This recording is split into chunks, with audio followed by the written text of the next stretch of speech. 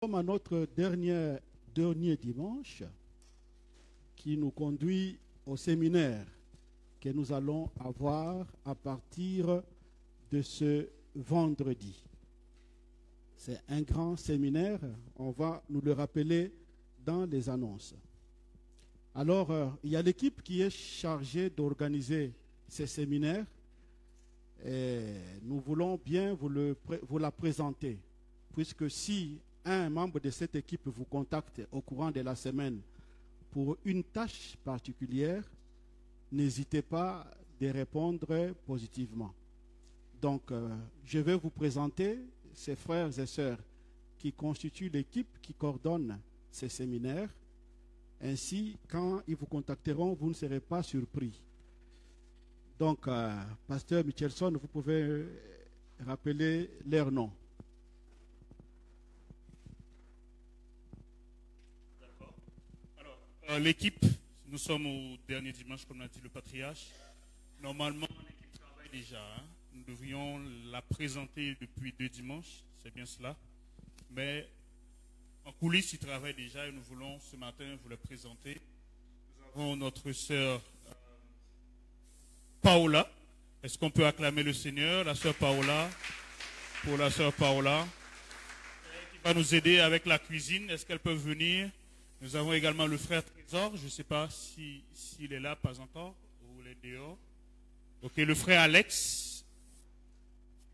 Et la sœur Delvin. Est-ce qu'on peut acclamer le Seigneur? Donc je pense que le frère Trésor n'est pas là. Rivas aussi. Rivas. Et le frère Rivas, je pense voilà, il est là. Je vais les chercher. Est-ce qu'on peut acclamer le Seigneur pour eux? Et le frère Trésor, c'est un frère centrafricain qui fait la médecine. Normalement, le vendredi, il était là. Bon, j'étais pas là, mais je sais qu'il était là. Donc, ils sont 5 à coordonner le séminaire.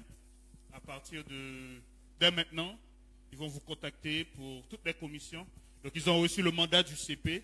Donc, prière vraiment de suivre les instructions qu'ils donneront pour le bon déroulement du séminaire. Donc, voilà, que le Seigneur vous bénisse. Voilà. Merci, merci.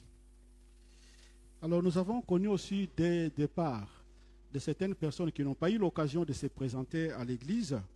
Vous connaissez bien entendu le frère Raouf, qui est parti en France faire ses études, ainsi que le frère Basile, qui était au multimédia, qui est parti. Il y a la sœur Irma, qui est partie, et au courant de cette semaine, la sœur Solange. Vous voyez que le groupe musical est réduit d'une personne, donc la sœur Solange est partie aussi au courant de cette semaine. Alors, nous les recommandons, tous ces frères et sœurs à la grâce de Dieu, et nous avons prié pour eux, pour que le Seigneur leur ouvre les portes de bénédiction là où ils sont partis. Amen. Nous allons donc écouter la parole du Seigneur avec le texte de Ephésiens, tout le chapitre. J'ai eu du mal à le limiter parce qu'il est cohérent dans son ensemble. Donc, je suis obligé de le lire avec nous pour entrer dans l'exhortation d'aujourd'hui. Donc, Ephésiens chapitre 2, tout le chapitre 2, nous allons le lire. Vous comprendrez que c'est tellement cohérent que ça devient parfois difficile de couper des parties. Je veux lire pour la gloire de Dieu et pour notre salut. Vous étiez morts par vos offenses et par vos péchés, dans lesquels vous marchiez autrefois selon le train de ce monde, selon le prince de la puissance de l'air, de l'esprit qui agit maintenant dans le fils de la perdition. Nous tous aussi, nous étions de leur nombre.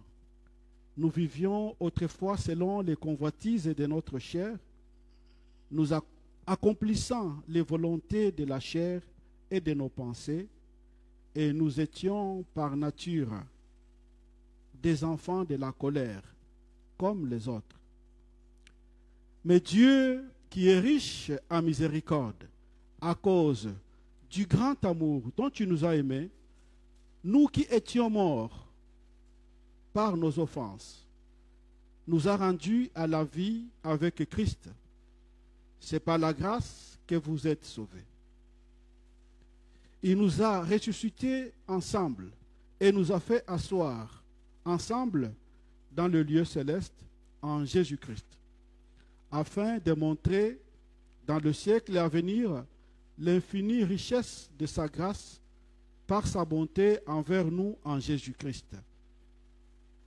Car c'est par la grâce que vous êtes sauvés, par le moyen de la foi. Cela ne vient pas de vous, c'est le don de Dieu. Ce n'est point par les œuvres, afin que personne ne se glorifie. Car nous sommes son ouvrage, ayant été créés en Jésus-Christ pour les bonnes œuvres que Dieu a préparées d'avance, afin que nous les pratiquions. C'est pourquoi vous, autrefois païens dans la chair, appelés incirconcis par ceux qu'on appelait circoncis, et qui ne le sont en la chair par la main d'homme. Souvenez-vous que vous étiez en ces temps-là, sans Christ, privés des droits de cité en Israël, étrangers aux alliances de la promesse, sans espérance et sans Dieu dans le monde. Maintenant, en Jésus-Christ, vous qui étiez jadis éloignés, vous avez été rapprochés par le sang du Christ. Car il est notre paix, lui qui des deux n'en a fait qu'un, et qui a renversé les murs de la séparation, l'inimitié, ayant anéanti par sa chair la loi des ordonnances dans ses prescriptions, afin de créer en lui avec les deux un seul homme nouveau, en établissant la paix, et de les réconcilier l'un et l'autre en un seul corps, avec Dieu par la croix, en détruisant par elle l'inimitié. Il est venu annoncer la paix à vous qui étiez loin, et la paix à ceux qui étaient près, car par lui, nous avons les uns et les autres accès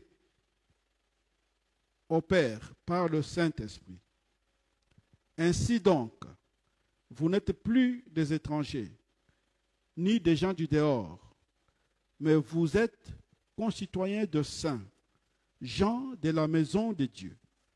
Vous avez été édifiés sur les fondements des apôtres et des prophètes, Jésus-Christ lui-même étant la pierre angulaire. En lui, tout l'édifice bien coordonné s'élève pour être un temple saint dans le Seigneur. En lui, vous êtes aussi édifiés pour être une habitation de Dieu en l'Esprit. Amen.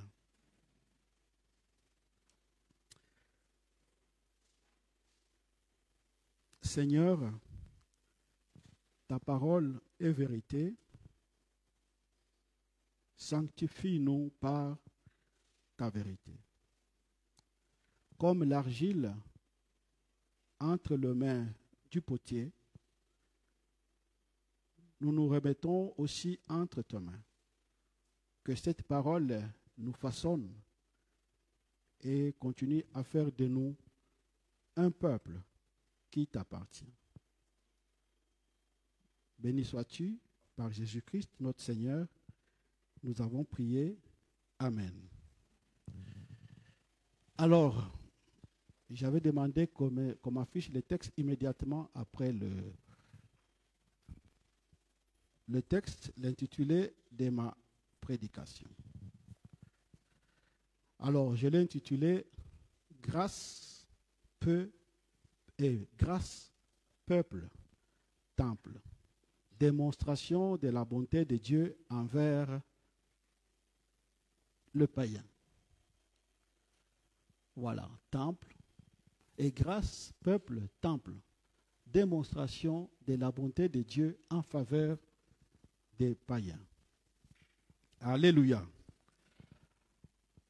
Il y avait la catégorie antique qui est présente dans l'Ancien Testament chez les peuples israéliens dont nous héritons la foi. Il faisait une nette différence entre le peuple et les nations. Alors, quand ils utilisaient le mot peuple, ils se considéraient eux. Parce que pour eux, les peuples, c'est ces peuples qui appartiennent à Dieu. Et les autres peuples, ils les appelaient par les termes les nations ou le païen. Et vous avez ressenti dans les textes que nous avons lus comment le terme païen est revenu plusieurs fois. Donc c'est Israël qui se reconnaît être le vrai peuple de Dieu. Alors, c'est ce peuple de Dieu qui devient le temple du Seigneur. Parce que quand nous lisons ces textes et quand nous analysons la parole de Dieu, il y a une identification du peuple de Dieu et de son temple. Donc pour être temple de Dieu, il faut d'abord devenir peuple de Dieu. Si vous ne faites pas partie du peuple de Dieu, vous ne pouvez pas être temple de Dieu. Comme nous le disons ça dans ces mois, nous, communauté de Dieu en tant que temple de Dieu. Donc la condition cardinale pour que tu prétendes être temple de Dieu, il faut d'abord appartenir au peuple de Dieu, donc à Israël. Alors, ce miracle d'appartenir au peuple de Dieu, les textes que nous lisons viennent nous montrer clairement que Dieu l'a fait pour nous aussi.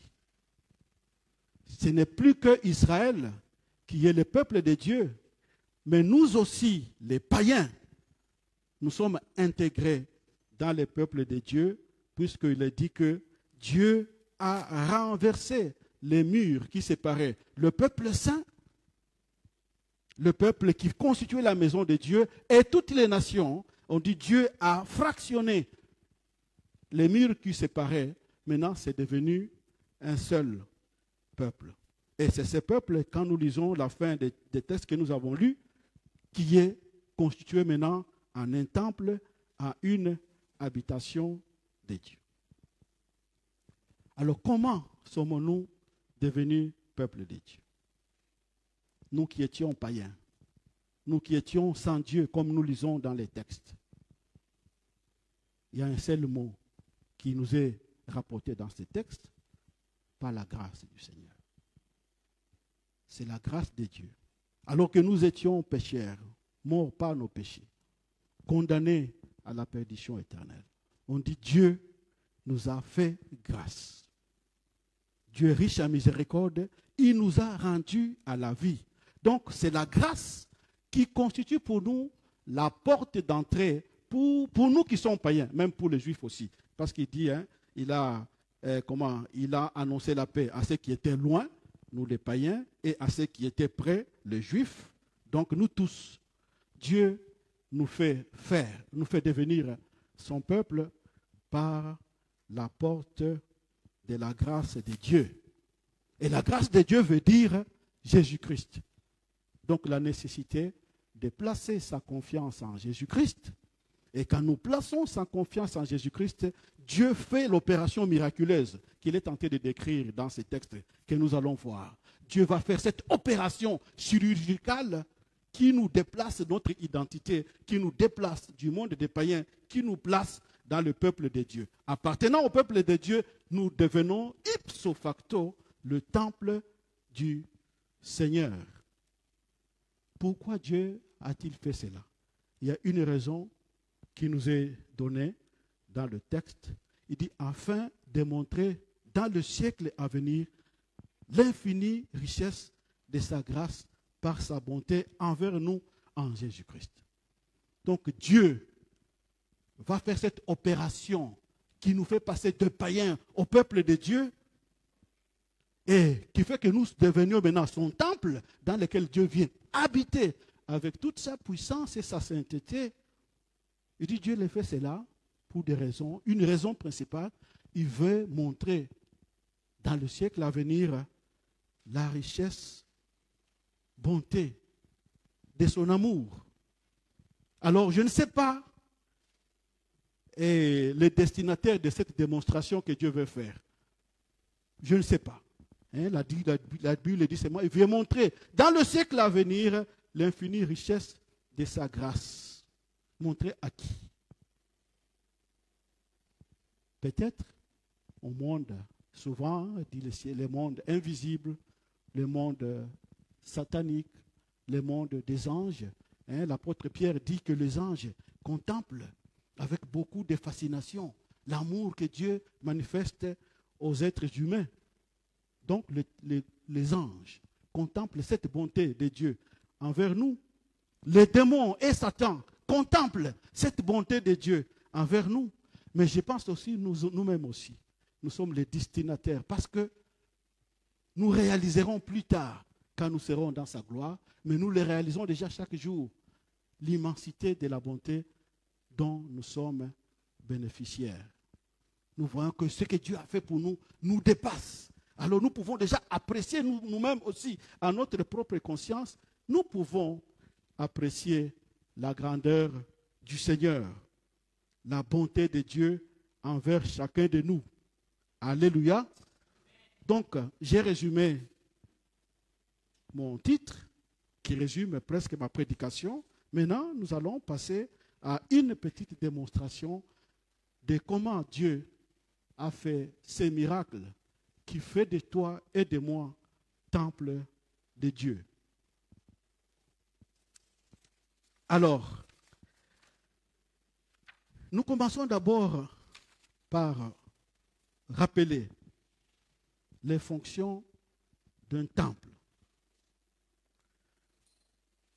Le temple, nous pouvons le dire, que le temple signifie le lieu d'habitation symbolique de Dieu et le lieu vers lequel les humains se dirigent pour rencontrer leur Dieu, pour lui apporter leur adoration, mais aussi avec des attentes toujours particulières, recevoir son secours et son salut. Donc, vous pouvez vous imaginer, pendant que Israël fait son pèlerinage dans l'ancien temps, donc les gens vont quitter l'Égypte, les gens vont quitter Rome, ils vont quitter Éphèse, ils vont quitter toutes les villes, les pays environnants pour se diriger vers Jérusalem. Essayez un peu d'imaginer vous-même, des multitudes et des multitudes de gens sont en train de voyager. Comme nous l'avons vu dans les études bibliques, les chapitres 2, quand Jésus arrive au temple, avec toutes ces personnes qui viennent des différentes nations.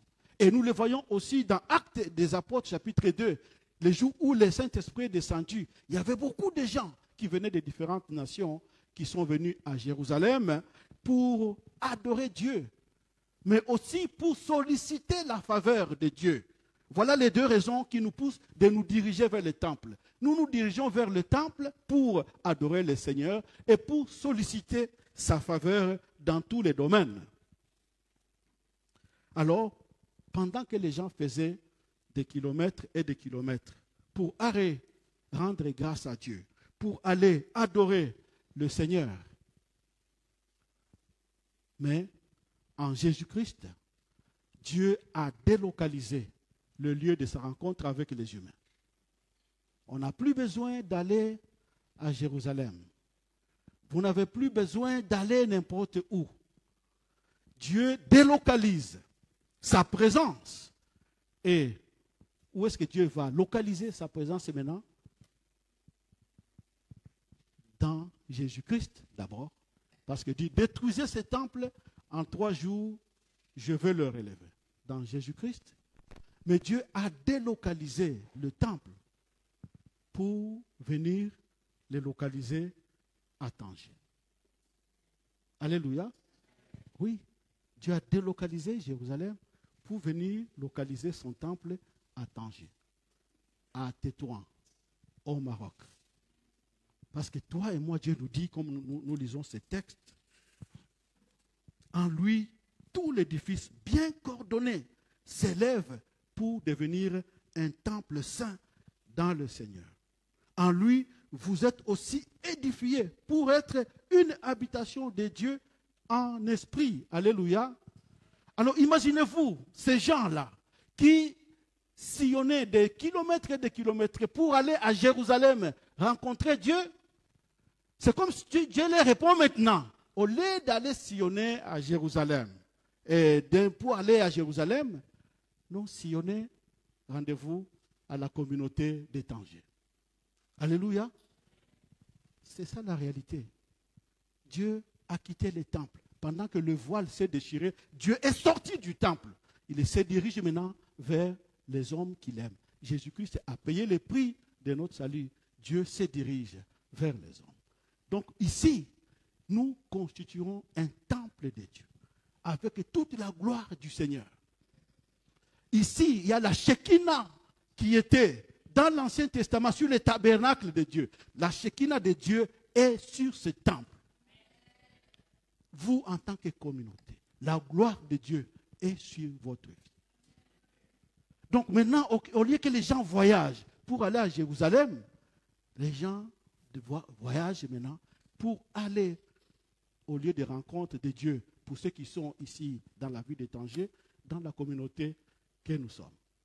La preuve, nous sommes les premiers concernés, oui ou non? Nous avons convergé ici tous pour former la communauté, les temples de Dieu. Combien Dieu attend de toi et de moi que nous soyons réellement des lieux de l'incarnation de la présence de Dieu. Dieu descend avec sa gloire dans votre vie. Et Dieu voudrait que la ville de Tanger, les gens qui cherchent Dieu, se dirigent vers ces lieux pour le rencontrer.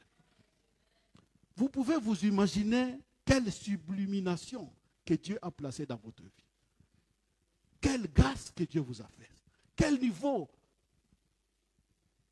Dieu a placé dans chacun de nous ce matin. Nous sommes le temple de Dieu érigé dans la ville de Tanger. Et le peuple qui cherche Dieu devait venir trouver le Dieu ici, chez nous. Alors Dieu nous appelle, frères et sœurs, à permettre que sa présence soit vraiment manifeste au milieu de nous. En commençant d'abord par nous-mêmes, nous sommes le premier bénéficiaire de la présence de Dieu. Mais Dieu ne voudrait pas que cette présence se limite à nous qui venons ici. Il veut que cette présence puisse attirer d'autres personnes vers lui. Alors, frères et sœurs, ce texte nous dit que nous sommes l'habitation de Dieu. Nous sommes le temple de Dieu. Dieu, dans toute sa gloire, vient habiter dans nos vies individuellement, mais vient aussi habiter en nous en tant que communauté. Dieu avec toute sa gloire. Dieu avec toute sa sainteté. Je ne cesse de le répéter. L'apôtre Paul nous dit que la gloire de Dieu qui était descendue au mont Sinaï est inférieure à la gloire de Dieu qui est sur vous maintenant à cause de Jésus-Christ. Vous vous rappelez qu'au mont Sinaï, on avait dit un ordre que même un chien, un animal qui va s'approcher du mont Sinaï sera lapidé. Et quand Dieu est descendu, on a dit, on attendait des tonnerres. Le peuple ne pouvait plus comprendre. Il a dit, non, nous ne voulons plus que Dieu nous parle. Il y avait de la fumée sur la montagne de Dieu. Il y avait des tremblements de terre. Cette gloire-là, l'apôtre Paul dit qu'elle est inférieure à la gloire qui existe sur nous maintenant, aujourd'hui, en Jésus-Christ. Alors, que Dieu nous aide à manifester cette présence pour le monde, afin que le monde soit sauvé. Nous avons passé le vendredi une adoration formidable. C'était formidable le vendredi passé. Non. Que Dieu vous bénisse, frères. Vous qui avez... Merci d'avoir pris cette initiative d'organiser ce journée d'adoration. C'était chaud ici. Et on sentait la gloire de Dieu au milieu de nous. Et je suis sûr qu'il y a eu des guérisons qui se sont passées. Alors Dieu est là avec toute sa gloire, avec toute sa sainteté. Il vient habiter au milieu de nous. Alors, comme je le disais, la condition radicale pour devenir temple de Dieu, il faut d'abord que tu sois son peuple. Tu dois appartenir à son peuple. Si tu n'appartiens pas à son peuple, ce n'est pas possible. Donc, le temple de Dieu que nous sommes, hein, nous avons notre vision, révérend Michelson. Nous disons comment jouir du repos et bâtir sa maison. Bâtir sa maison, qui bâtisse la maison de Dieu? Bâtir sa maison. Jouissons et bâtissons sa maison. Quand nous disons bâtissons, qui bâtit la maison? C'est nous. Mais je vais vous dire aujourd'hui que c'est faux. C'est faux. Celui qui bâtit la maison, c'est Dieu lui-même. Ce texte que nous venons de lire nous dit que c'est lui qui bâtit la maison, c'est Dieu lui-même. Donc, nous ne nous bâtissons pas nous-mêmes. C'est Dieu qui bâtit sa propre maison. Quand tu construis ton temple, c'est toi qui l'as construit, non? Oh, Dieu dit, nous sommes son temple. Qui construit le temple? C'est les propriétaires. C'est les propriétaires du temple qui construisent le temple de Dieu. Donc, Dieu est en train de construire son temple. Donc, nous sommes des instruments utilisés par le Seigneur. Nous sommes comme des pierres ou des choses comme ça, comment on appelle? La truelle. Hein? Truelle ou choses comme ça. Là, hein? Nous sommes ces choses-là. Mais c'est lui qui construit les temples. C'est Dieu. Ce n'est pas toi. Hein? Nous lisons dans ce texte. Nous sommes son ouvrage, ayant été créé en Christ pour les bonnes œuvres que Dieu a préparées. Nous sommes son ouvrage. Celui qui construit l'édifice, c'est Dieu. Nous ne faisons que être utilisés par le Seigneur. Parce que Dieu a dit, sa maison ne sera pas faite de la main d'homme. Nous pouvons lire ces textes dans Hébreux, chapitre 9, versets 11 et 12. Mais Christ est venu comme souverain sacrificateur de biens à venir. Il a traversé le tabernacle le plus grand et plus parfait, qui n'est pas construit par la main d'homme, c'est-à-dire qui appartient à ce siècle. Christ est entré une fois pour toutes dans les tabernacles. Et puis au verset 24, car Christ n'est pas entré dans un sanctuaire fait de la main d'homme, mais de la main de Dieu lui-même. Donc celui qui construit le temple de Dieu, c'est Dieu lui-même. Et nous n'en sommes pas les propriétaires. Alors nous pouvons nous considérer aujourd'hui, même si nous avons décrété la vision, bâtissons la maison de Dieu, nous collaborons avec le Seigneur. Mais Dieu est celui qui construit sa maison et qui la fait grandir. Les textes que nous venons de lire, on dit tout l'édifice bien coordonné. C'est-à-dire, c'est la présence de Jésus-Christ au milieu de nous qui fait que le temple de Dieu puisse croître, puisse aller de l'avant. Alors, comment Dieu construit-il donc son temple? Comment Dieu construit les temples? Alors, les textes nous montrent comment Dieu a commencé à construire son temple. Mais Dieu, qui, riche en miséricorde, à cause du grand amour, il nous a aimés. Nous qui étions morts par nos offenses, il nous a rendus à la vie par la grâce. C'est par la grâce que nous sommes sauvés. Dieu nous a ressuscités et nous a fait asseoir dans le lieu céleste en Jésus-Christ afin de démontrer au siècle à venir l'infinie richesse de sa bonté envers nous. C'est par la grâce que vous êtes sauvés, par le moyen de la foi. Cela ne vient pas de vous, c'est le don de Dieu.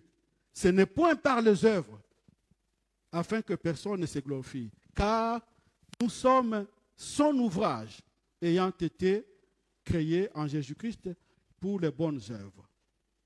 Dieu commence à bâtir la maison de Dieu en nous faisant passer par le chemin de sa grâce.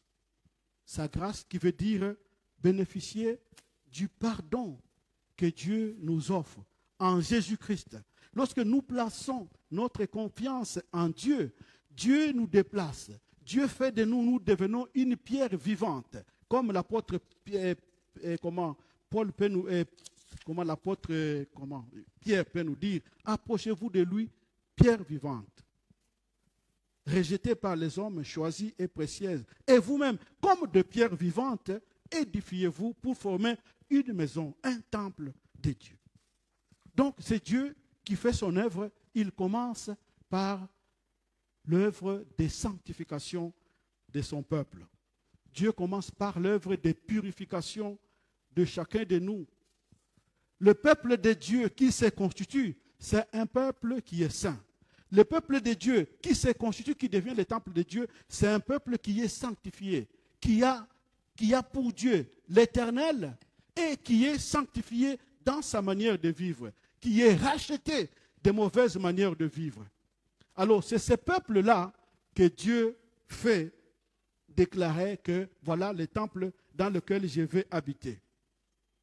Et ayant constitué ce temple en Jésus-Christ, le Saint-Esprit, la parole de Dieu, Jésus-Christ lui-même assiste pour que nous puissions grandir et croître, aller de l'avant et que la maison de Dieu puisse grandir, s'élargir d'espace pour être encore pleinement remplie de la présence de Dieu. Alors, frères et sœurs, ce matin, ce texte nous montre que pour être temple de Dieu, nous devons être son peuple. Nous devons permettre que Dieu fasse ce travail spirituel qui nous déloge, qui nous lave de ce qui n'est pas pur pour nous donner la pureté de Dieu. Voilà pourquoi il dit, autrefois, vous étiez païens. Autrefois, vous étiez des incirconcis. Le païen, les incirconcis ne peuvent pas appartenir au peuple de Dieu. Dieu qui est saint et dont la sainteté habite son temple, veut que le temple lui-même soit aussi sanctifié comme lui. Sinon, si nous ne sommes pas sanctifiés, nous sommes disqualifiés, nous ne faisons plus partie du peuple de Dieu. Et forcément aussi, nous ne faisons pas partir de son temple.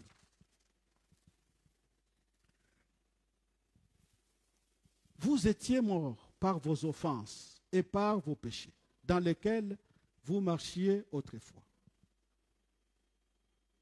selon les princes de ce monde. Et dit, nous aussi, nous étions de ces gens-là. Donc, on a ici deux catégories. Un côté, le païen. De l'autre côté, le peuple de Dieu.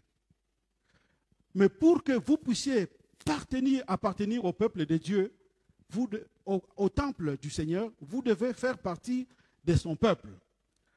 Alors, Dieu est comment? Ce texte va décrire les attitudes de païens et les attitudes qu'on peut entendre du chrétien.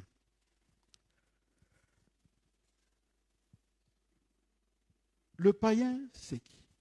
Parce qu'il dit, vous n'êtes plus donc étrangers, vous n'êtes plus les gens du dehors. Autrefois, vous étiez païens. Donc, ça veut dire ce que nous étions autrefois là, fait de nous que nous ne pouvions pas faire partie du peuple de Dieu. Pour appartenir au peuple de Dieu, nous ne devons plus être cela. Alors, donc, la question qui se pose pour nous, si nous sommes les temples de Tanger, appelés à refléter la gloire de Dieu, pour permettre que Dieu soit vraiment manifeste au milieu de nous, Dieu voudrait que le travail de sanctification de son peuple continue. Nous sommes le peuple mis à part. Nous sommes le peuple sanctifié par le Seigneur. Alors la question que nous pouvons nous poser ce matin, Dieu habite au milieu de nous avec toute sa sainteté. Et il nous associe à sa sainteté pour faire de nous son temple. Alors, le défi pour chacun de nous, c'est de faire attention de ne pas imiter les attitudes de païens. Parce que le peuple de Dieu est un peuple qui lui appartient, qui est saint. Comme je vous disais au début, Israël s'est catégorisé en tant que peuple par rapport aux païens. Et à l'époque, qu'est-ce qui caractérisait un païen? Et qu'est-ce qui caractérisait le peuple de Dieu? Pour que ce peuple devienne le temple de Dieu. D'abord, un païen avait pour Dieu des idoles. Un païen n'avait pas pour Dieu les dieux d'Israël. Il avait pour Dieu une idole. Et vous connaissez l'idole, c'est un Dieu qu'on fabrique de nos propres mains, à qui on rend hommage. Peut-être nous aussi ce matin, nous sommes sanctifiés par le Seigneur. Est-ce que nous avons pour idole quelque chose d'autre, ou nous sommes des adorateurs du Dieu d'Israël? Pour que nous devenions véritablement le temple de Dieu, nous devons adorer véritablement les dieux d'Israël. Vous me direz que c'est ce que vous faites. Oui, voilà pourquoi nous sommes là. Mais l'apôtre Paul nous dit maintenant aussi qu'il peut arriver que nous devenions des idolâtres de nous-mêmes. Nous sommes peuple de Dieu, appelés à adorer le Seigneur, à manifester sa gloire. Qui est notre Dieu? Dieu disait, ce peuple m'honore des lèvres seulement, mais son cœur est loin. Donc c'est peut-être l'exercice spirituel que nous devons faire chaque jour quand je me lève le matin. Seigneur, je m'en vais à l'église, au temple, pour être temple avec les autres. Est-ce que moi-même ce matin, j'ai comme Dieu, toi, ou bien quelqu'un d'autre? Frères et sœurs, très souvent, nous tombons aussi dans cette idolâtrie, qui fait que quand nous rendons grâce au Seigneur, Dieu dit, Dieu voit, il se moque. Il dit, ces gens, ils se déclarent être mon temple, alors que leur Dieu, ce n'est plus moi.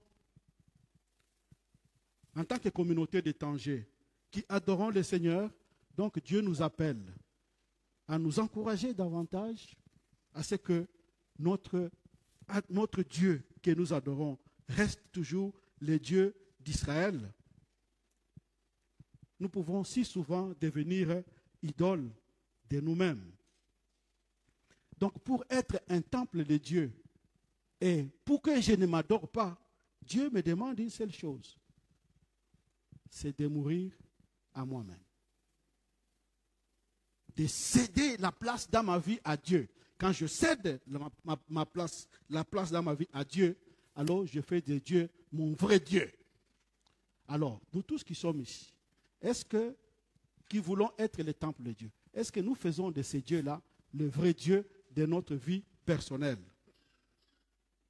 Voilà pourquoi Jésus pouvait dire, quelqu'un ne peut pas être temple, quelqu'un ne peut pas prétendre me suivre en tant que temple de Dieu s'il ne renonce pas d'abord à lui-même.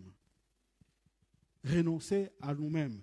Mourir au moi personnel, c'est une des conditions qui fait que notre culte que nous rendons à Dieu dans cette maison sera plus efficace. Il y a le texte que la sœur nous a lu d'Ézéchiel, que j'aime souvent, j'aime Ézéchiel chapitre 36, là où Dieu décrit les mécanismes qu'il va faire. Il dit, je viendrai, j'aspergerai sur vous une eau pure. Et il y a souvent un détail. Il dit, je vous purifierai de vos idoles. Vous avez dit ça, non? Je vous purifierai de vos idoles. Frères et sœurs, nous avons besoin que Dieu... Qui est l'acteur dans cette phrase-là? Qui agit? C'est Dieu. Dieu, il dit, je vous purifierai de vos idoles. Donc c'est Dieu qui nous purifie de nos idoles et qui nous change. Merci. C'est Dieu qui nous purifie de nos idoles et qui nous transforme. Frères et sœurs, je sais que pour se libérer de l'idolâtrie de nous-mêmes, c'est un travail très difficile. Parce que si nous étions en mesure de nous libérer de notre propre idolâtrie, Jésus-Christ ne devait pas mourir. Si Jésus-Christ est mort, parce qu'il savait que pour nous-mêmes, c'est impossible de nous détacher du moi personnel. Voilà pourquoi Jésus-Christ devait mourir, parce qu'en Jésus-Christ, cette chirurgie devient possible. Nous pouvons, à cause de Jésus-Christ, à cause du sacrifice qu'il a offert à la croix, accepter de mourir à nous-mêmes. Parce que déjà la mort en Jésus-Christ, Dieu fait périr notre ancienne vie et il nous donne une nouvelle vie. Je n'ai plus le temps de donner un témoignage, par exemple, qui montre vraiment la chirurgie spirituelle que Dieu fait de nous pour nous décentrer de nous-mêmes, pour nous permettre que nous puissions maintenant l'adorer en esprit et en vérité, en disant que Seigneur, je cédais ma place, maintenant je t'ai donné, toi, avoir la première place dans ma vie. Et vous savez, par exemple, nous avons beaucoup de témoignages des serviteurs de Dieu que Dieu a eu à appeler, qui ont pu renoncer à eux-mêmes pour répondre à l'appel du Seigneur. Il y a une fois, hier, on parlait avec ma femme, l'appel d'une servante de Dieu qui recevait un salaire faramineux. Dieu lui demande, il faut que tu me serves. Elle était en train d'hésiter, est-ce que je dois laisser ou obéir à Dieu? Et finalement, elle a obéi au Seigneur. Donc elle a renoncé à son grand salaire pour obéir au Seigneur. Et Dieu a commencé à utiliser cette servante dans beaucoup de choses. Donc peut-être pour que nous devenions le temple de Dieu en ces lieux, qui est le Dieu de ce temple? Pour toi et pour moi. Mais Dieu veut qu'il soit le Dieu de ce temple, qu'il prenne la première place dans notre vie. Il y a une suite logique. Si nous rejetons le Seigneur et nous restons campés sur nous-mêmes, notre propre nature est livrée à lui-même, il se déchaîne. Voilà, le premier caractère qui caractérisait les païens, c'était le fait qu'ils adorent des dieux, d'autres dieux. Et le deuxième caractère, c'était leur comportement, qui était un comportement indécent. Oui, lorsque nous sommes centrés sur nous-mêmes et nous rejetons Dieu, notre propre nature va générer les façons de vivre qui vont rendre la cohabitation dans la maison de Dieu difficile et qui vont nous suyer pour faire de nous que nous ne devenons plus temple de Dieu. Je suis en train de finir et ne vous en faites pas, maman.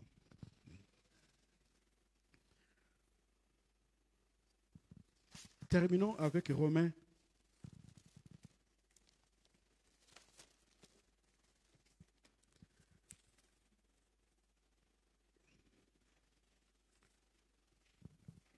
À partir du verset 28. Romains chapitre 1er, verset 28. Comme ils n'ont pas jugé bon d'avoir la connaissance de Dieu, Dieu les a livrés à une mentalité réprouvée pour commettre des choses indignes. Ils sont remplis de toute espèce d'injustice. Ça, c'est le comportement du païen. On est en train de le décrire. Un païen, c'est lui qui n'a pas Dieu. Voici son comportement. On dit, il est rempli de toute espèce d'injustice. des méchancetés, des cupidités, des perfidies, plein d'envie, de meurtres, des discordes, des fraudes, de vices, rapporteurs, médisants, impies, emportés, orgueilleux, fanfarons, ingénieux au mal, rebelles à leurs parents, sans intelligence, sans loyauté, sans affection, sans indulgence, sans pitié. Voilà le résultat d'une vie qui ne vit pas en communion avec le Seigneur. Donc, notre nature se déchaîne et génère toutes sortes de comportements pervers. Non seulement ces comportements nous suivent d'abord, parce que Dieu a dit, il fallait que, alors que nous étions de tous ces gens-là, il fallait que Christ puisse mourir pour que nous soyons nettoyés de tous ces comportements, comme nous le lisons au début. Il fallait que Christ puisse mourir pour que nous soyons nettoyés de tout ça. Mais sinon, les comportements des païens se manifestent. Peut-être c'est la deuxième question que nous pouvons nous poser. Après avoir adoré les dieux créateurs du ciel et de la terre,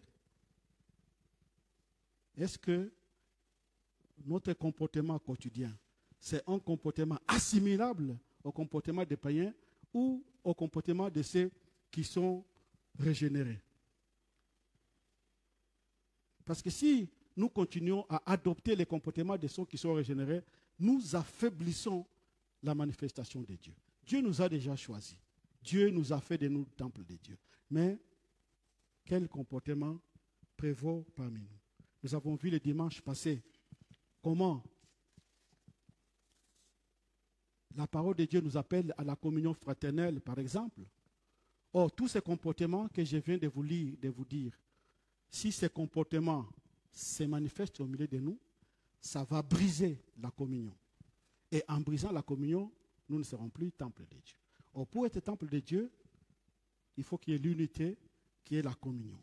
Or, cette unité et cette communion n'est possible que dans la vie de quel Dieu a fait ces miracles de salut par la grâce en les débarrassant de leur ancienne nature, en permettant que la nouvelle nature puisse se mettre en place. Voilà donc, frères et sœurs, encore ce matin, l'apôtre Paul nous dit, Dieu a fait miséricorde en faisant de nous un peuple, en nous débarrassant de cette ancienne vie. Et puisque nous sommes son peuple, donc nous sommes déclarés comme étant son temple, qui est là pour manifester la présence glorieuse de Dieu au monde et pour nous-mêmes. Et Dieu fait cela pour démontrer sa bonté en nous-mêmes et aux puissances qui sont dans les cieux, qui contemplent les merveilles de Dieu. Alors je prie que le Seigneur nous aide encore ce matin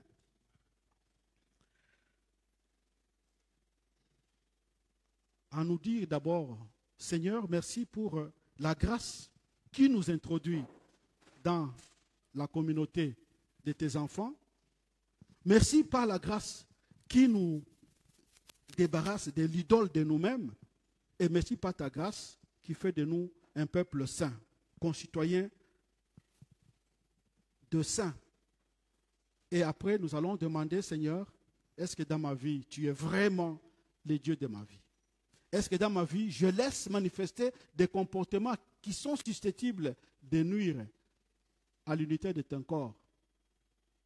Alors, élevons nos voix, prions le Seigneur et que Dieu nous aide encore ce matin.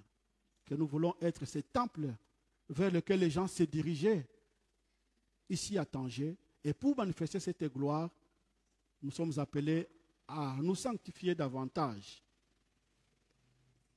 Prions le Seigneur.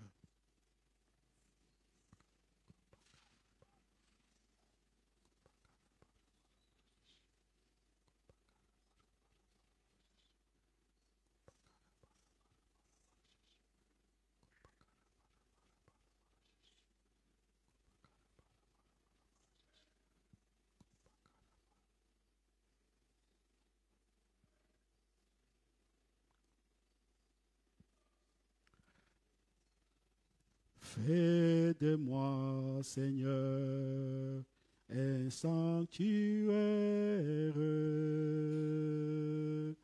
pur et saint, précieux de tout mon cœur. Je serai pour toi un temple vivant. Fais de nous, Seigneur, un sanctuaire pur et saint, précieux de tout mon cœur. Je serai pour toi un temple vivant. Seigneur, alors que nous étions loin de toi, alors que notre manière de vivre héritée de nos pères, nous condamnait pour la perdition éternelle, alors que nous étions loin de toi, sans Christ, sans Dieu dans ce monde. Ta parole nous levait ce matin que par ta grâce, tu nous as sauvés. Et tu n'as pas basé cela pas sur nos œuvres, mais ta simple miséricorde nous a lavé de notre ancienne manière de vivre, nous libère de l'esclavage que nous avons envers nous-mêmes et fait de nous ton peuple qui devient ton temple. Permettez-nous, Père éternel, de manifester l'incarnation de ta présence au milieu de nous dans cette ville de Tanger, au milieu de nous dans les villes, les quartiers où nous habitons. Permets-nous, Seigneur, de continuer à te rendre, toi le seul vrai Dieu, le culte en esprit et en vérité. Laisse-nous laisser transformer chaque jour afin de manifester les comportements de saints pour que ta présence glorieuse continue à opérer au milieu de nous et pour que l'unité de ton corps soit préservée. Maintenant, pour tous ceux-là qui ne sont pas encore entrés par la porte de la grâce, qui ne t'ont pas encore connu ce matin, qui ne font pas partie de ton peuple et qui ne font pas partie de ton temple, nous te prions, Seigneur, que tu touches leur cœur encore ce matin, que eux aussi puissent t'ouvrir leur cœur pour qu'ils deviennent peuple de Dieu et temple du Seigneur. Nous te rendons gloire et nous te bénissons. Par Jésus-Christ, notre Seigneur, nous te prions. Amen. Que le Seigneur nous bénisse.